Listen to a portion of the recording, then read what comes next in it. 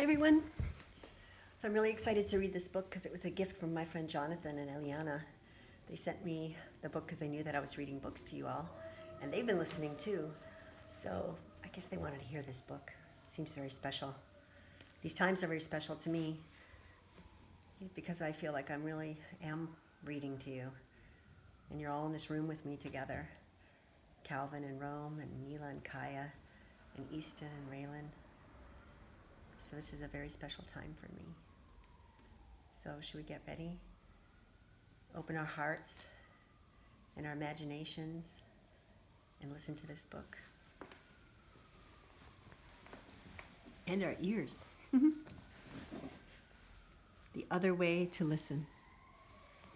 Ooh, I can hear sirens. Can you hear those? By Bird Baylor and Peter Parnell. It's the note that he sent me. It's beautiful. The Other Way to Listen by Bird Baylor and Peter Parnell. Bird Baylor, Peter Parnell. BBPP.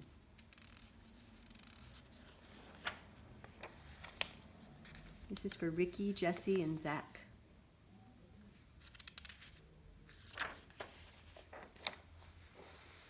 I used to know an old man who could walk by any cornfield and hear the corn singing. "Teach me," I'd say when we passed on by. I never said a word while he was listening. "Just tell me how you learned to hear that corn." And he'd say, "Takes a lot of practice. You can't be in a hurry." And I'd say, "I have the time."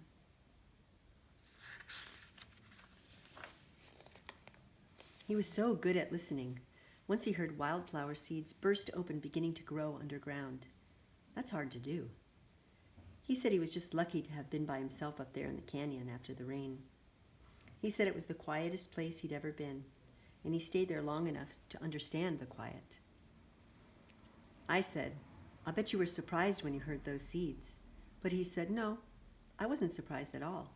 It seemed like the most natural thing in the world." He just smiled, remembering the seeds underground. Another time he heard a rock kind of murmur good things to a lizard. I was there. We saw the lizard sunning on a rock, and of course we stopped. The old man said, "I wonder how that lizard feels about the rock it's sitting on, and how the rock feels about the lizard." He always asked himself hard questions like that take a while to answer.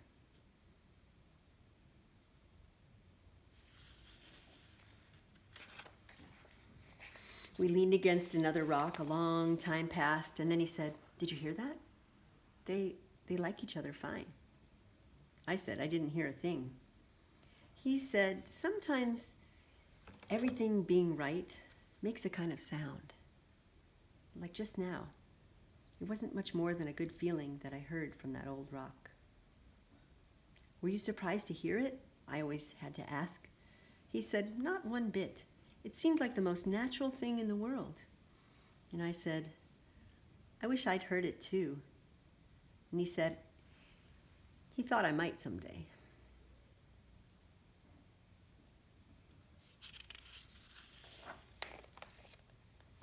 He told me how a friend of his once heard a whole sky full of stars when she was 7.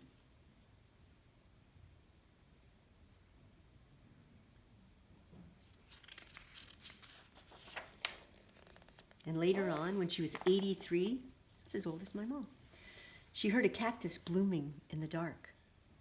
Oh my God.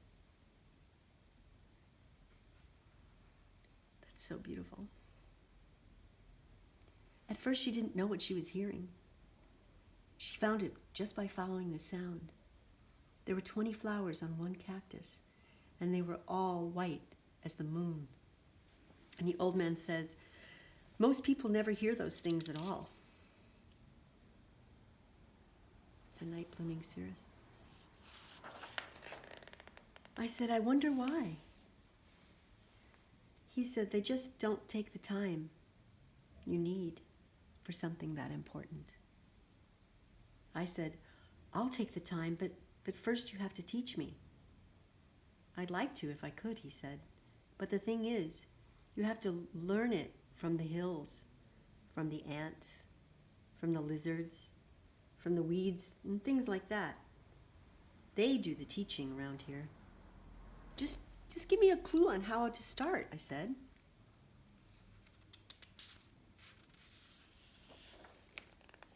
And so he said, do this. Go get to know one thing as well as you can.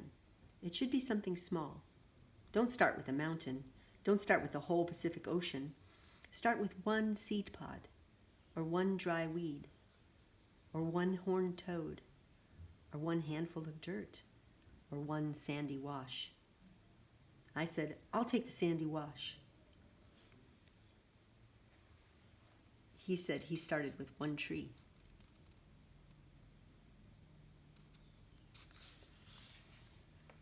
Every morning of his life, when he was young, he climbed a cottonwood and sat there, listening.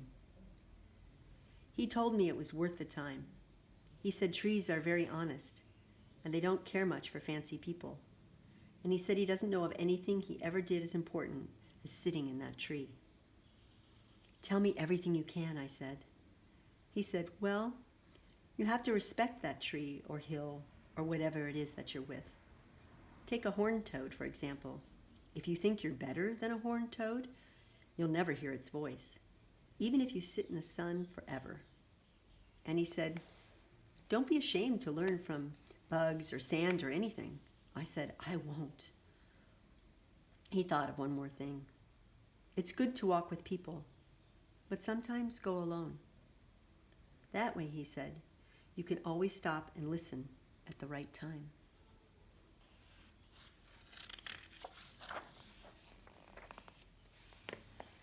I'll remember everything, I said, and I did, but nothing worked. I thought there must be something wrong with me because I only heard wind and quail and coyotes and doves, just things that anyone can hear. I almost gave up trying. Of course, I still went walking in my hills. In fact, I used to sing to them a lot. I thought that since they wouldn't sing to me, I would just sing to them instead. The day I'm telling you about now, I was singing, and the whole song was this. Hello hills, hello hills, hello hills, hello.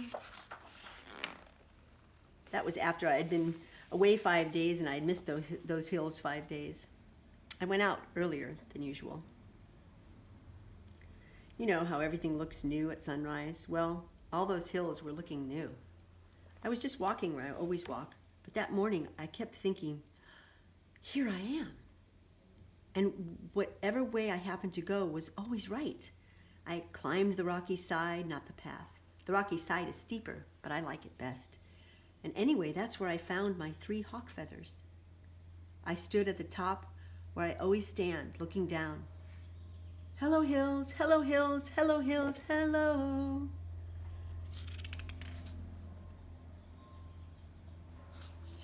Hawk feathers. All I know is suddenly, I wasn't the only one singing. The hills were singing too. I stopped. I didn't move for maybe an hour. I never listened so hard in my life.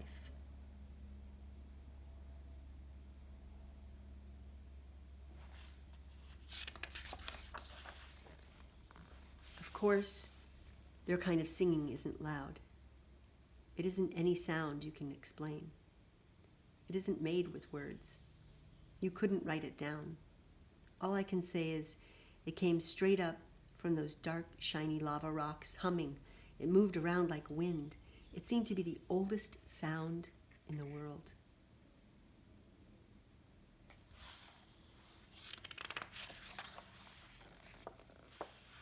All I can say is I was standing in the middle of that sound at 7 o'clock in the morning, just thinking, here I am, and thinking, listen, and not even being surprised. It seemed like the most natural thing in the world. Wow, that was beautiful. This is woman Bird Baylor. She wrote, she said, listening to rocks and hills and sand is so important. It should be taught in every school, but you can't learn it in a classroom. You have to be turned loose to wander alone in open country. The wilder the better. All you have to do is be there at the right moment. And of course, the teacher is the earth. And the man who did all these beautiful drawings, Peter, he said, working with a poet like Bird Baylor is for me always an enlightening experience, for she expresses in words thoughts I have also had and often shared with my children. The other way to listen was particularly close to my own experience. I've spent a lifetime in the outdoors watching, listening, and illustrating for my children the educational aspects and the pleasures that present themselves when one is quiet, when one becomes part of a landscape. My observation is that the states are quite literal, birds more poetic and mystical. Her words have been the major factor in my own development as a designer, for when I read them, the visual images in my mind reach a much finer level.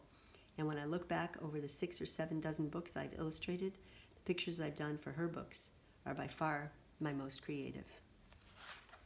So when he closes his eyes and listens to her words, the pictures in his mind are these beautiful ones. Oh my gosh. I love that book. I love that book, especially because I feel like I've been doing a lot of that lately. Listening. I've been inside more than usual, probably like you. So maybe you can sit somewhere near a window if you can't go outside, or if you can go outside, sit in the back, close your eyes and listen with your heart. Thank you. I love you. I love this new book. Till next time.